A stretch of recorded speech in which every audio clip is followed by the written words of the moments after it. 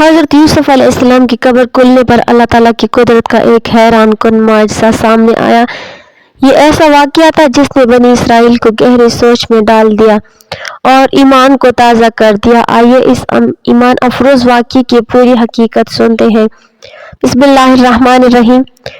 ناظرین، یہودی حضرت یوسف علیہ السلام کی قبر مبارک ڈھونڈنے کے لیے اس قدر وقت، محنت اور پیسہ کیوں خرچ کر رہے ہیں؟ اس کا جواب بہت ہی حیرت انگیز اور ششدر کر دینے والا ہے۔ یہودیوں نے جب حضرت یوسف علیہ السلام کی قبر پر قبضہ کر لیا تو انہوں نے قبر کھول کر تصدیق کرنا چاہی۔ قبر کھولنے پر انہیں کیا نظر آیا جس نے یہودیوں کی چیخیں نکلوا دی اور وہ اپنے تمام منصوبوں میں ناکام ہو گئے۔ آج ہم آپ کو ان تمام سوالوں کا تفصیل کے ساتھ جواب دیں گے کہ حضرت یوسف علیہ السلام کی قبر کہاں پر ہے، ان کی قبر مبارک کی برکات سے یہودیوں کیا حاصل کرنا چاہتے ہیں اور مسلمانوں کے ساتھ ان کی قبر پر یہودیوں کا کیا جھگڑا ہے۔ ناظرین، حضرت یوسف علیہ السلام بنی اسرائیل کے ابتدائی پیغمبروں میں سے ہیں۔ حضرت یوسف علیہ السلام حضرت یعقوب علیہ السلام کے آخری سے پہلے نمبر والے بیٹے تھے اور حضرت یعقوب علیہ السلام کی آخری بیوی کی اولاد سے تھے۔ حضرت یوسف علیہ السلام کے 10 بھائی سوتیلی ماں سے تھے اور ایک ہی بھائی سگا تھا جو ان کی اپنی ماں کے بطن سے پیدا ہوا اور ان کا نام حضرت بنیامین تھا۔ ان کے سب سے بڑے بھائی کا نام یہودا تھا، جس کی وجہ سے آج بھی یہودی قوم کا نام یہودی ہی لیا جاتا ہے۔ حضرت یعقوب علیہ السلام وہ پیغمبر ہیں جن کا لقب اسرائیل تھا اور انہی کی مناسبت سے یہودی بنی اسرائیل بھی کہلاتے ہیں۔ ناظرین، حضرت یعقوب علیہ السلام اپنی تمام اولاد کے ساتھ موجودہ فلسطین، جسے اس زمانے میں کنعان کہا جاتا تھا، میں رہائش پذیر تھے۔ فطری حسد، رقابت اور حضرت یعقوب علیہ السلام کی لاڈ پیار کی وجہ سے حضرت یوسف علیہ السلام کے سوتیلے بھائیوں نے حضرت یوسف علیہ السلام کو ایک غیر آباد کنویں میں ڈلوا دیا، جہاں سے انہیں ایک تجارتی قافلے نے بچایا اور انہیں اپنے ساتھ لے جا کر مصر میں بطور غلام فروخت کر دیا۔ یہ سارا قصہ قرآن کریم میں حضرت یوسف علیہ السلام کے نام سے منسوب سورہ یوسف میں مذکور ہے۔ مصر میں بطور غلام فروخت ہونے کے بعد مختلف مراحل، قید و بند اور آزمائشوں سے گزرتے ہوئے حضرت یوسف علیہ السلام بالآخر مصر کے فائنانس منسٹر یعنی وزیر خزانہ جیسی پوسٹ پر تعینات ہو گئے اور انہیں اللہ رب العزت نے نبوت بھی عطا فرما دی۔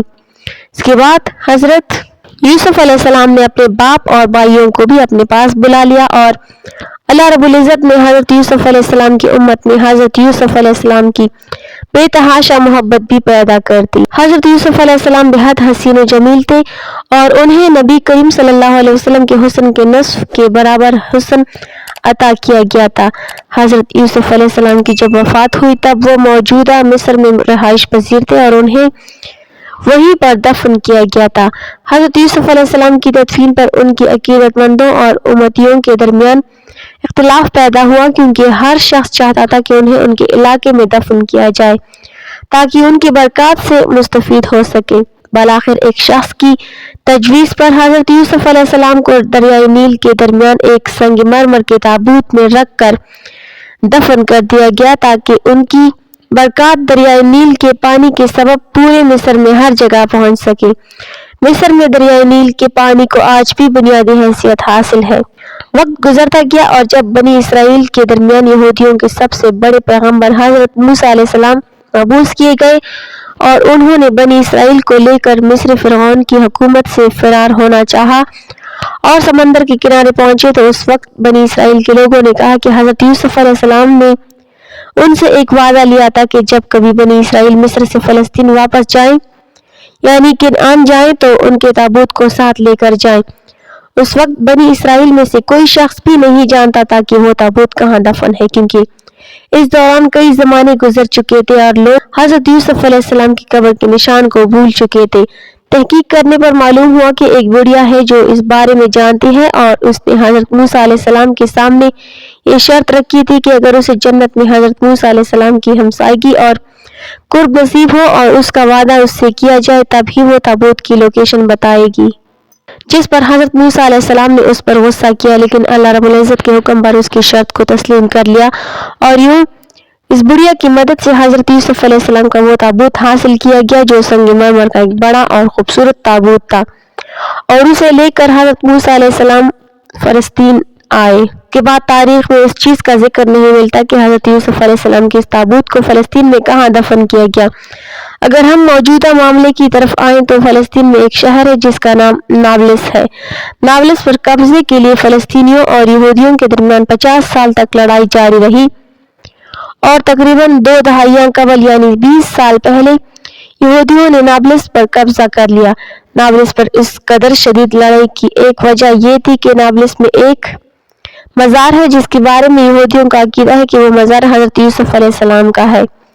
इस पर मुसलमानों का कहना है कि ये एक मुसलमान बुजुर्ग का मज़ार है जिनका नाम भी हजरत यूसुफ अलैहिस्सलाम के नाम पर यूसुफ ही था। जब यहूदियों ने इस शहर पर कब्जा कर लिया और वो मज़ार यहूदियों के तसर्रुफ में आ गया तो उन्होंने इस बात की तसल्ली करने के लिए कि क्या ये वाकई हजरत यूसुफ अलैहिस्सलाम का मज़ार है, उसकी खुदाई करना चाहिए। खुदाई पर उन्हें जिस कदर हैरत अंगेज और खौफनाक हालात का सामना करना पड़ा, उसने यहूदियों की हिम्मत पस्त कर दी। हर बार खुदाई पर एक निहायत खौफनाक सांप किसी नामालूम जगह से निकल आता था जिसे यहूदी पूरी कोशिश के बावजूद नहीं मार सके। हार मानते हुए यहूदियों ने उस काम से हाथ खींच लिया क्योंकि वो इस पर 50 साल तक जंग लड़ते रहे थे।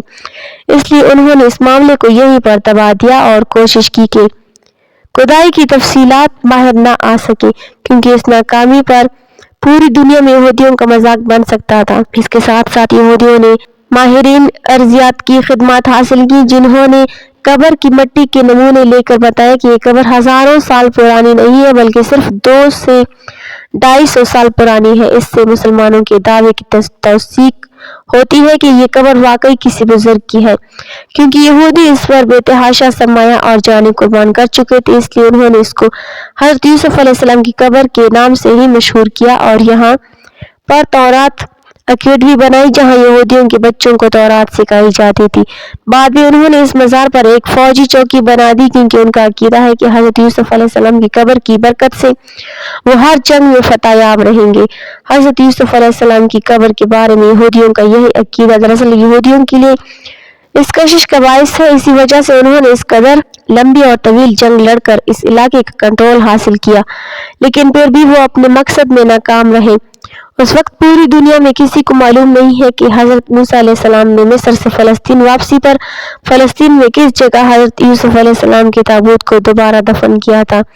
यहूदी अपने ताबूत सकीना की तरफ हजरत यूसुफ अलैहिस्सलाम की कब्र मुबारक को भी तलाश कर रहे हैं ताकि हर मैदान में अपनी फतह को यकीनी बना सके।